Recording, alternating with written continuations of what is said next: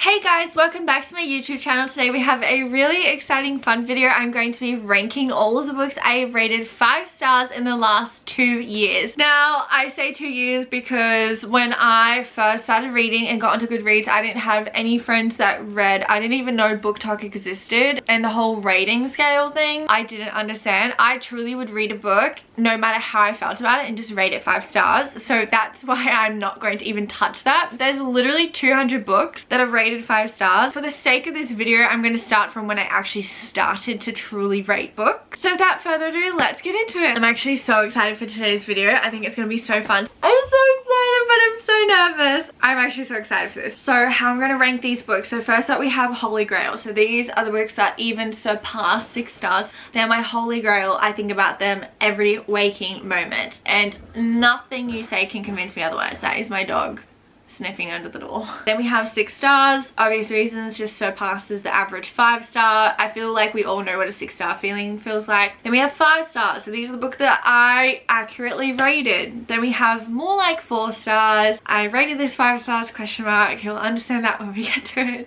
And Oh Sweet Innocent Mad. This is over a 2-year period, so my reading taste has changed. So today I'm going into this video ranking and kind of like re-rating books now, looking back on it, and my reading taste now. So first up we have Home Before Dark by Riley Sager, and straight off the bat we have an amazing one, which is a Holy Grail. I talk about this book all the time. It actually inspired a new project that I am working on, but Home Before Dark is haunted house vibes. It follows Maggie Holt. Her and her family fled a Victorian house in the middle of the night 25 years ago because it was haunted. She was very young, so she has no recollection of this and just doesn't believe the New York Times bestselling book that her father wrote. He passes away and she actually inherits the haunted house that her father and her mother tell her that she can never set foot in ever again. So of course, what does she do? She goes back to the house to see if it's really haunted, to see if the book like adds up and if it's true. So you actually get the perspective of the present of Maggie going back to the house and what's happening now, and from the past,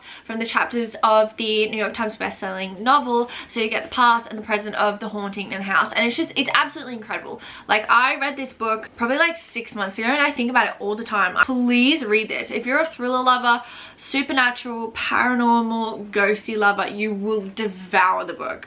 Trust me. Then we've got Ward D by Frida McFadden. Absolutely 5 stars. I don't think it's 6 stars. Honestly, I can't even really pinpoint why. Like, this was a recent read for me. She's just a 5-star girly, which is amazing. So I did rate this accurately. Basically, a medical intern has to go and do a rotation shift in a psychiatric unit. That is my dog sniffing the door again. Ignore that. And some creepy shit happens in the psychiatric unit. Then we've got Ali Hazelwood, Love Theoretically. Ali Hazelwood, I know, is a 5-star read. Like, while reading it, I knew it was a 5-star read, but I haven't thought of it since. And that's the thing with some of the 5-star reads. Sometimes that happens for me and I just never think about the book ever again. So in hindsight, it totally is just more like a 4-star. But it was a recent read and I know it was 5 stars. Then we've got the Mindfuck series. Straight up Holy Grail. I will never shut up about this book. It is about an FBI agent that is hunting a notorious serial killer. Little does he know that he's dating the said serial killer. You will literally be rooting for the serial killer by the end. And it is dark romance, so obviously check trigger warnings, but my god, this book is incredible. Holy Grail. Then we've got Whisper by Lynette Noni and Weapon by Lynette Noni. Absolutely. Whisper is 5 stars. Same with Weapon. I read this a couple of days ago. Incredible. I got full chills at all of the plot twists that happen in Weapon. Incredible. Please go read it. It's a romantasy. It is absolutely incredible. It is based in the real world, but they have magic and it's really great. Then we've got From Lukov with Love. This is a slow burn romance. Look, honestly, it's more like a 4 stars. I love it. I truly do love it. And Mariana Zapata is incredible at slow burn, like insanely talented, but I don't think about it. Like, I don't think about the romance, but I know that that book is astounding just because of how good she is at slow burn. I hope that makes sense. 'Tis the Season for Revenge. I don't remember rating this 5 stars. I didn't even remember reading the book. Keep in mind that this was like 2 years ago, and then like I kind of started to like jog my recollection of it. It is a good book, but I can't believe I don't bleh, I didn't know that I rated it 5 stars. Then we've got King of Wrath by Anna Huan. Straight up 4 stars. I don't know why that was 5 stars. I think because I was in such a weird romance slump that anytime I felt any kind of spark with romance, I was like, 5 stars. Now, no, definitely is 4 stars. Don't get me wrong, it's still incredible. Just not 5 star. Then we've got Parked by Helena Hunting. Read this 2 years ago. 5 stars. Absolutely amazing. This is for the hockey girls. I read this after reading the Deal of Campus Bryou series by Elle Kennedy, and this truly got me out of hockey slump. And it's absolutely amazing. I feel like Elle Kennedy is new adult, whereas Parked is very much adult. Then we've got Binding and Keeping 13. People might be shocked by this. Binding 13 for me is 5 stars, but Keeping 13 is 6 stars to me. I think because going into Binding 13, my red flag, orange flag, red flag, who knows, probably a red flag, is that I don't read trigger warnings, and I should have with Binding 13. Binding 13 for me was very triggering and very confronting. Getting through the book took me longer than usual just because it was so confronting and so triggering. I was not mentally prepared for that aspect, but going into Keeping 13, I knew what I was going in there for, and it was incredible. I was so emotionally connected. I loved the storyline so much. It was so gut-wrenching. I think Chloe Walsh represented domestic abuse and domestic violence so well, and just is such a gut-wrenching story. 6 stars. Then we've got A Brush with Love by Maisie Edding. This is such a cute romance book, but definitely 4 stars. Other than the third act breakup, it was an amazing book. I just really didn't like the third act breakup. Then we've got a really special one. We've got Heir of Broken Fate and Heir of Broken Kingdom, which goes straight up to the Holy Grail. For those of you that don't know, hi, my name is madsraff. I am the author of Heir of Broken Fate and Heir of Broken Kingdom. Heir of Broken Kingdom comes out April 9th. Mark her in your calendars. Heir of Broken Fate is a romancy. It follows Princess Delilah, who runs to the Fae to ask for help in freeing her oppressed people,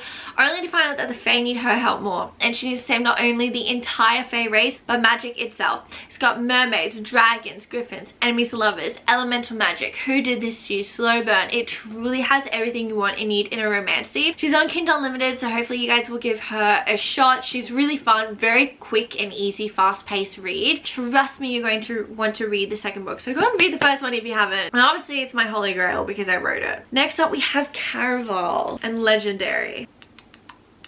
This is so sad to say. I read Once Upon a Broken Heart first. I don't know why a group of people told me it was okay to read Once Upon a Broken Heart before Caraval. It completely spoiled Caraval in the reading experience for me. Once Upon a Broken Heart is in here, so I'm not going to touch on too much on how I felt about that. You have to read the Caraval trilogy first before reading Once Upon a Broken Heart. Please trust me on this.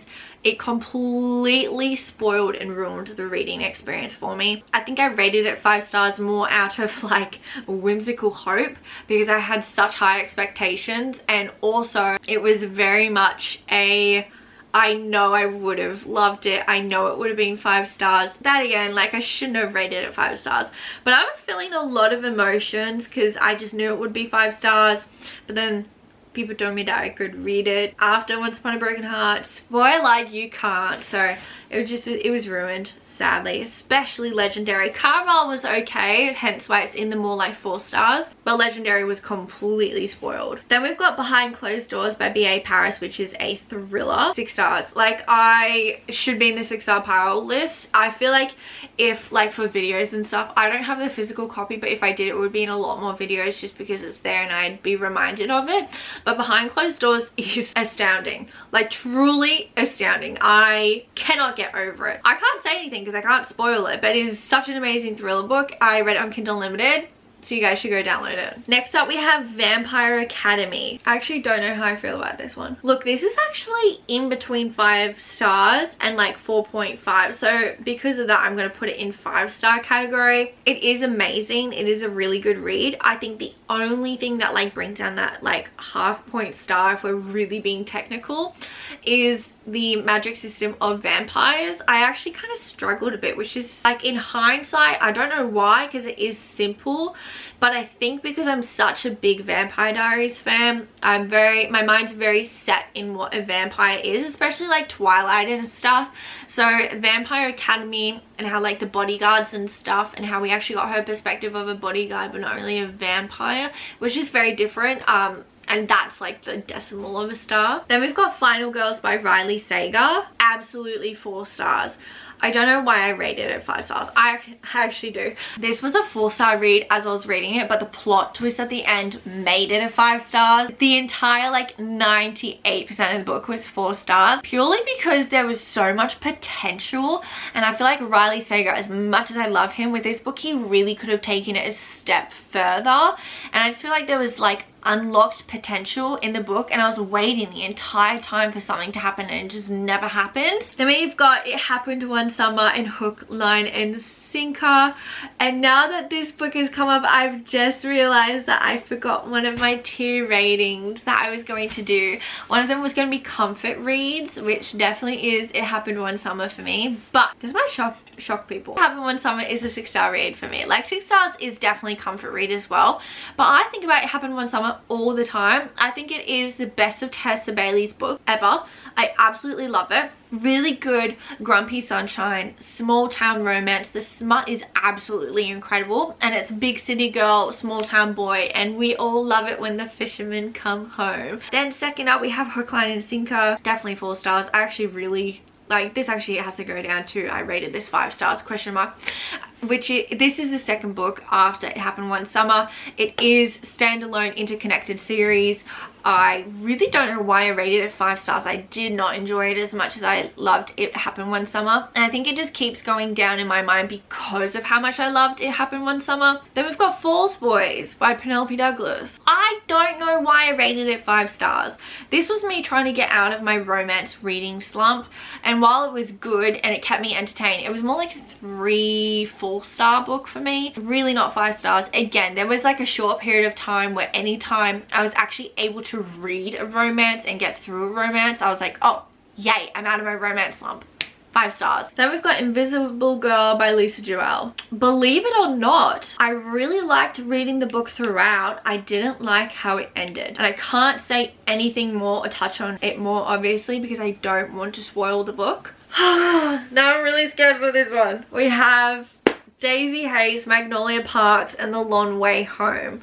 Okay, Daisy Hates, absolutely 5 stars. I connected to Daisy Hates way more than I connected to Magnolia and BJ, which kind of goes into my Magnolia Parks, The Long Way Home. Look, it definitely is a 4 star. I understood Magnolia and BJ a lot more. I had this really big need to love it more than I did because so many people like were messaging me and hyping it up. I understand Magnolia and BJ because of the book, but again, I'm not emotionally connected to them, and I think that's why, like, also everyone just kept messaging and kept saying, oh my god, you're gonna cry at the end, you're gonna cry at the end. And I think because people kept telling me what to expect at the end, which weird like reverse psychology, once the ending happened I was already thinking of the worst case scenario.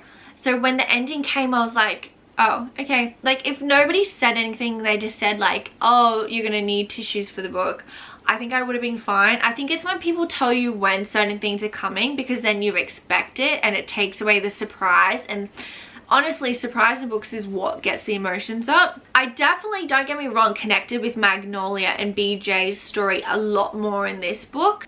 Just not as much as everyone else does. I'm a Daisy girl. Then next up we've got Daisy Hates, The Great Undoing, which is so sad. I'm really sad about this one because, as I literally just said, I am a Daisy girl.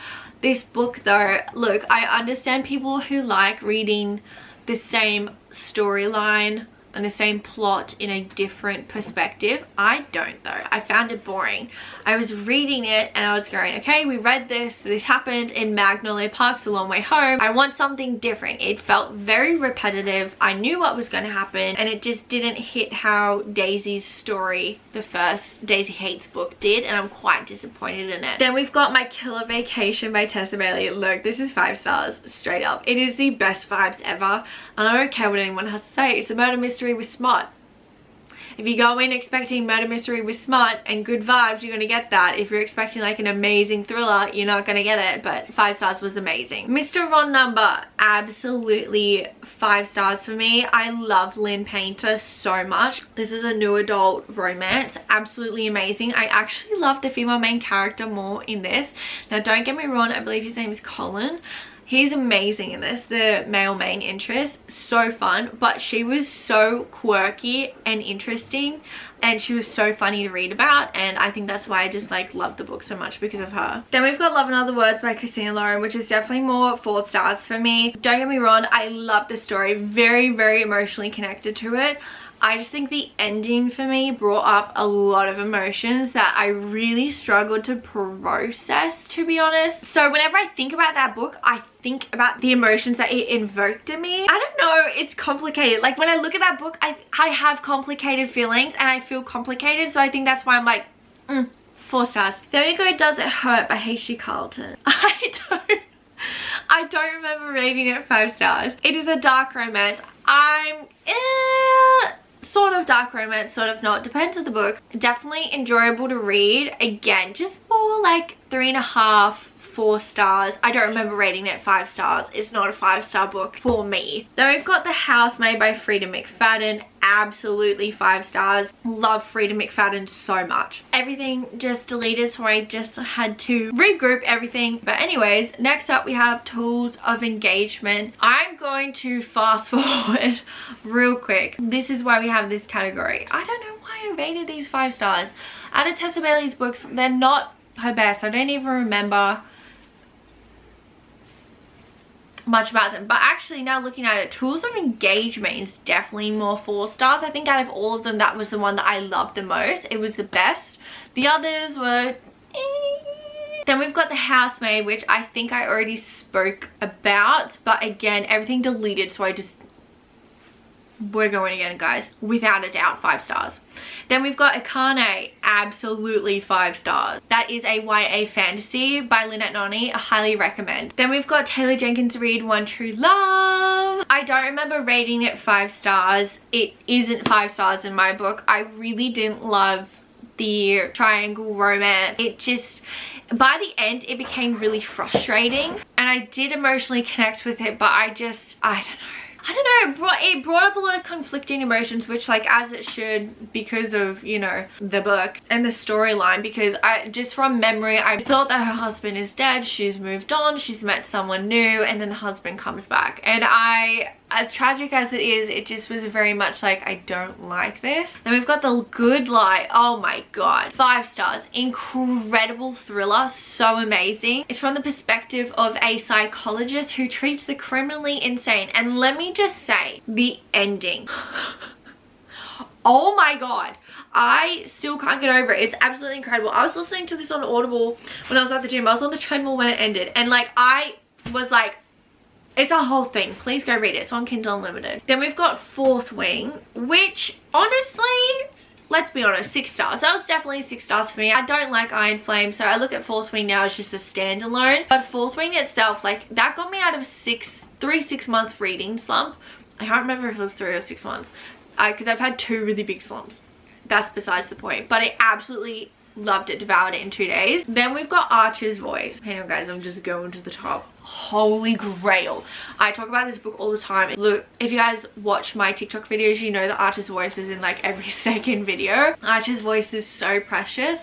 Mia Sheridan brings out all the emotions. She makes you giggle and blush and kick your feet at the romance, cry at this backstory. It's so gut-wrenching, and then you're also like giggling at how cute they are. It just like, it brings up everything, and then you're blushing at the sexy scenes. It's everything. If You Had Been With Me is definitely 5 stars. Now look, If You Had Been With Me is 50-50 for people. You either love it or you hate it. I can see why people don't like it, but reading is subjective. It's on personal preference, and personally, I freaking love this book. Then we've got Once Upon a Broken Heart. Now, if I'm being honest with myself, this is more 4 stars for me. Now, whoa, before you guys freak out, The Ballad of Never After is 5 stars. I think The Ballad of Never After is truly what got me hooked into the trilogy. The first book was definitely 4 stars. Like, I just have to be honest, it was 4 stars. I think as much as I love it, it was very jarring how like whimsical and fairy tale like her writing is. But once I started getting the hang of it, it took me about 50% to grow accustomed to it. I loved it, was obsessed, because her writing's very unique. But then The Ballad of Never After, because I knew what was coming, and also the plot and the enemies to lovers that really develops, I was like, oh my god, this is amazing. Danny Cade, that is all I'm gonna say. He belongs in the 5-star pile. Killer Instincts, absolutely 5 stars. That is the second book in the Natural series. If you guys like Criminal Minds, please go read it. It's absolutely incredible. It is a YA series, but it is profiling FBI cases. Amazing. Holy Grail. Holy Grail. I will never get over Better Than the Movies. Best romance book I've ever read. It's even, look, I'm going to put it in front of Archer's Voice because it is absolutely incredible. It's the fluffiest rom-com I have ever read. If you guys like the movie Duff, you will love it. Please go pick it up. That is what hooked me. Someone made a video and they said if you guys like the movie Duff, you'll like it. So I instantly ordered it. Of course I did. And then new personality. I knew 20 pages in that I was going to be obsessed, and I was. 6 stars. Holy Grail. I read it in one sitting. It was crazy. The Housemaid's Secret, more like 4 stars. I just don't remember what happened, and I just think of The Housemaid is why it's more like 4.5, 4.75 if we're really getting like down to the nitty gritty, which also I think is why I rate so many books 5 stars. I don't want to be like 4.25, 4.75 stars. I think that just comes from the perspective of an author, because I like see ratings at like 4.75 and then they rate it 4 stars and I'm like, please just round up, because like ratings, reviews, like they're just huge in the book world. So that's definitely why there is so many 5 stars when it's more along like 4.2 and up. So I'm getting nitty gritty in this video, but on my Goodreads I'm like 5 stars to you, 5 stars to you, 5 stars to you. As you guys can see, the guest list, while I loved it, definitely more 4 stars. Again, 4.5 at best. Incredible book,